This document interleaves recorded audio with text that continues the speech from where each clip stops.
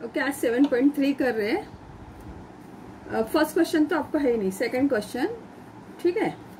If 15 workers can build a wall in 48, first हम लोग देखते हैं। अभी तक हम लोग ने क्या किया, दो मेथड्स किए हैं। एक है डायरेक्ट प्रोपोर्शन और इनवर्स, ठीक है। अभी डायरेक्ट प्रोपोर्शन और इनवर्स प्रोपोर्शन में फर्क क्या है वो देखो। डायरेक्ट प्रोपोर्शन में क्या होता है कि जैसे कोई चीज क्या बोलूं, ओके, अगर हमें 1 डजन बनाना लेना है, ओके, तो 1 डजन बनाने के लिए मुझे 50 रुपीज चाहिए। तो अगर मुझे 2 डजन बनाना चाहिए तो क्या होगा, मुझे 100 रुपीज चाहिए। 3 डजन बनाना होगा तो मुझे और ज्यादा चाहिए, है कि नहीं। तो उसको बोलते हैं डायरेक्शन। जैसे चीजें बढ़ेंगी पैसा भी बढ़ेगा, राइट। इसको बोलते हैं डायरेक्ट। तो इसको इंडिकेट हम लोग ऐसे करते हैं, therefore x upon y is equal to k। ये हो गया डायरेक्ट प्रोपोर्शन। अभी इनवर्स प्रोपोर्शन में क्या है कि सपोज एक 10 आदमी हमारा घर का रिनोवेशन चले और 10 आदमी काम करे। अगर 10 आदमी काम करते हैं तो मेरा काम वो 8 दिन में करके देंगे, मगर मुझे टाइम नहीं है, मैं बोलूंगी मुझे 4 दिन में काम चाहिए। तो क्या करना पड़ेगा, वर्कर्स को बढ़ाना पड़ेगा, है ना। तो वर्कर्स कम है तो काम के लिए टाइम ज्यादा लगता है, वर्कर्स ज्यादा है तो काम के लिए टाइम कम लगेगा। तो ये क्या हो गया, इनवर्स प्रोपोर्शन। और इनवर्स प्रोपोर्शन हम लोग कैसे दिखाते हैं, x inversely y, therefore xy is equal to k। तो ये फॉर्मूला आपको आ गया और आपने डिसाइड कर लिया कि इनवर्स है कि डायरेक्ट है, तो आपको इजीली कर सकते हैं। अभी 7.3 में फर्स्ट वाला आपको है नहीं, सेकंड वाला हम लोग कर रहे हैं। सेकंड में लिखा है if 15 workers can build a wall in 48 hours. यहाँ पे क्या है, 15 वर्कर्स है और 48 आवर्स है, ठीक है। How many workers will be required to do the same work in 30 days. 15 worker को 48 आवर्स लगते हैं, तो 30 आवर्स में अगर मुझे काम करना है तो मुझे कितने वर्कर चाहिए। अभी देखो 15 वर्कर है तो 48 आवर्स लगते हैं, मुझे 30 आवर्स में काम करना है तो मुझे वर्कर्स क्या लगेंगे, ज्यादा लगेंगे। वर्कर्स कम टाइम ज्यादा, वर्कर्स ज्यादा टाइम कम, क्या हुआ, इनवर्स प्रोपोर्शन, है ना। तो पहले तो हम लोग लिखेंगे it is inverse proportion.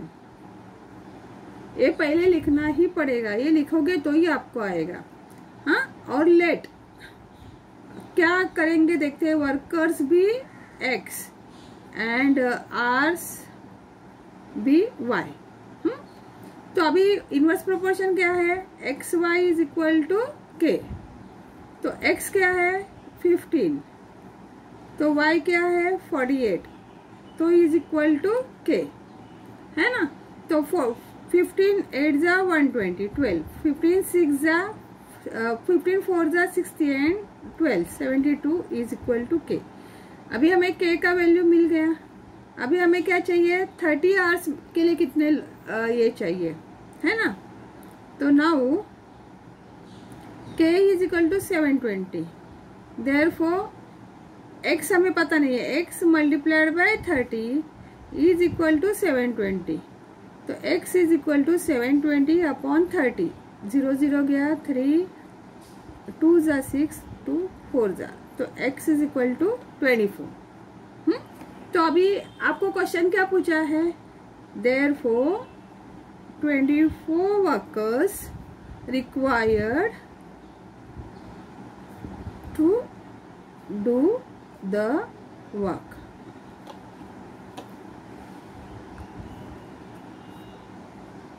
Third वाला देखते हैं।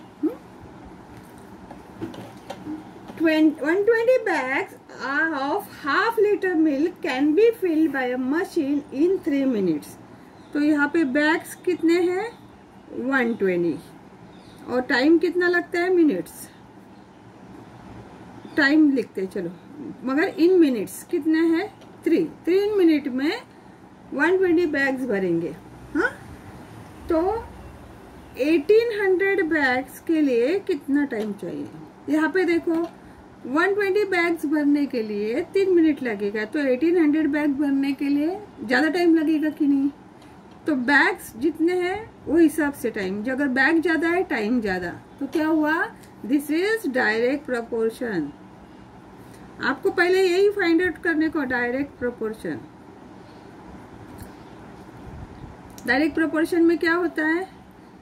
x डायरेक्टली y होता है ना? तो क्या होता है? Therefore x upon y is equal to k आएगा।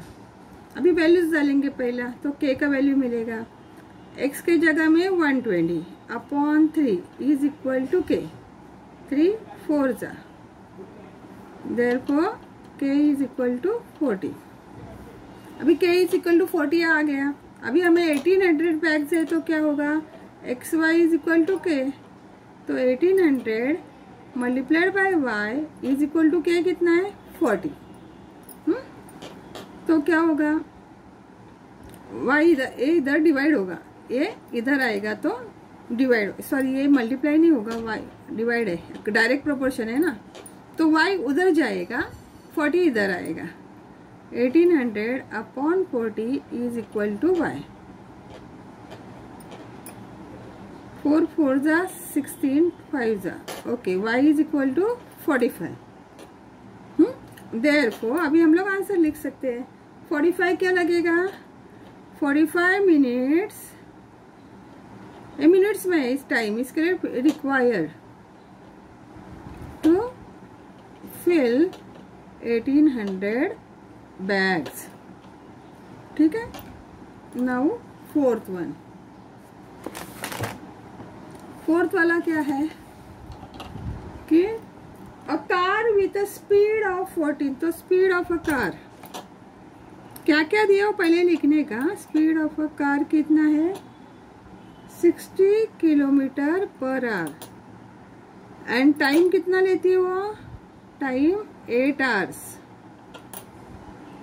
60 किलोमीटर पर आवर में जाएगी तो 8 आवर्स लगता है। कुछ डिस्टेंस है, डिस्टेंस कितना दिया उन्होंने पता नहीं, हाँ।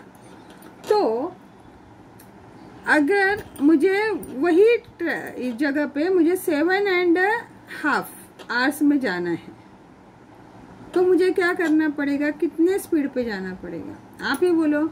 60 किलोमीटर पर आवर में गई तो मुझे 8 घंटा लगता है, मगर मुझे वहाँ पे 7.5 आवर में जाना है, तो ऑब्वियसली मुझे स्पीड बढ़ाना पड़ेगा। मुझे इधर टाइम कम है तो इधर स्पीड बढ़ाना पड़ेगा। तो क्या हुआ? This is inverse proportion.